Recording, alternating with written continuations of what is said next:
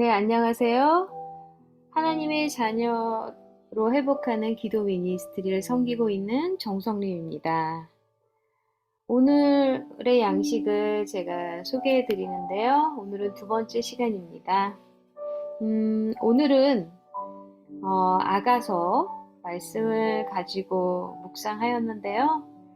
이 말씀으로 하나님의 사랑 그리고 말씀을 더욱더 깨닫는 그런 은혜가 있기를 바라면서 제가 오늘의 양식 소개해 드립니다. 먼저 말씀을 볼까요? 아가서 8장 6절 말씀입니다. 너는 나를 도장같이 마음에 품고 도장같이 팔에 두라. 사랑은 죽음같이 강하고 질투는 수월같이 잔인하며 불길같이 일어나니 그 기세가 여호와의 불과 같으니라.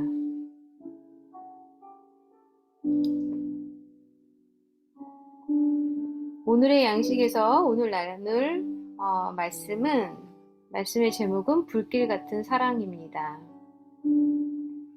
시인이자 화가, 판화 예술가였던 윌리엄 블레이크는 아내 캐서린과 함께 45년간의 결혼 생활을 행복하게 보냈습니다.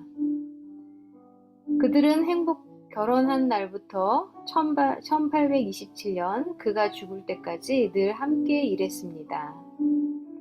캐서린은 윌리엄의 스케치에 색을 입혔으며 서로를 향한 헌신으로 그들은 오랜 가난과 여러 역경들을 견뎌냈습니다. 블레이크는 병세가 심각했던 인생의 마지막 몇 주 동안에도 예술 작품을 계속했는데 그는 마지막 스케치는 그의 아내의 얼굴이었습니다. 4년 후 캐서린 또한 남편의 연필을 손에 쥔 채로 생을 마감했습니다.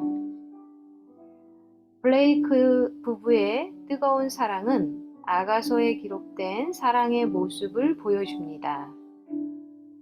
아가서의 사랑에 대한 묘사는 분명 결혼을 암시하는 것이지만 초기 그리스도인들은 그것이 또한 제자들을 향한 예수님의 꺼지지 않는 사랑을 나타내는 것이라고 믿었습니다.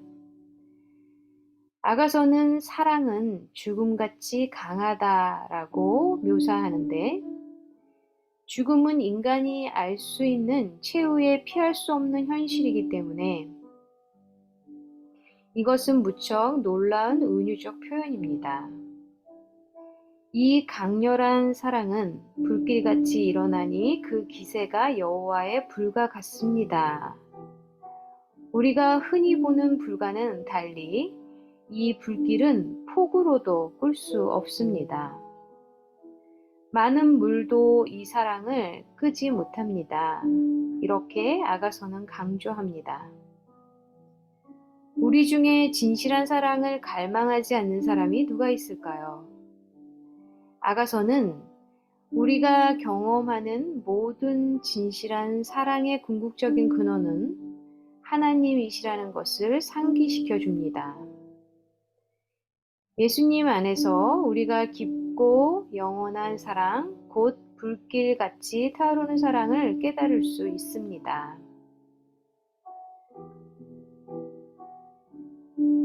당신은 어디에서 강렬한 사랑을 경험해 보셨습니까? 예수님의 사랑이 당신에게 어떻게 용기를 줍니까? 사랑하는 하나님, 하나님의 사랑을 받아들이고 그것을 다른 사람들과 나눌 수 있도록 도와주소서. 네, 여기까지 불길 같은 사랑 1월 20일 금요일 오늘의 양식 나누었는데요.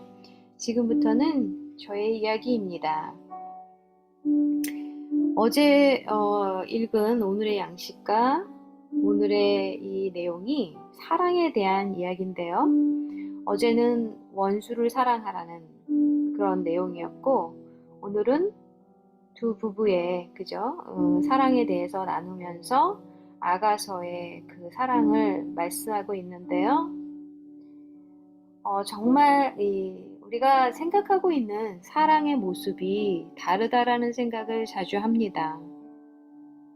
어떤 사람은 자녀에게 폭력이나 폭언을 하면서도 그것이 자녀를 사랑하기 때문에 그렇다고 말하는 자들이 있고, 어떤 사람은 사랑은 주기만 하는 것이라는 생각을 가지고 정말 희생적으로 그런 사랑을 주기도 하는데요. 우리 부모님들의 사랑이 그렇죠. 그런데 정말 주님의 사랑은 어떤 것인가를 생각하게 됩니다. 주님께서는 우리를 정말 사랑하십니다. 우리의 있는 모습 그대로를 주님은 사랑하십니다.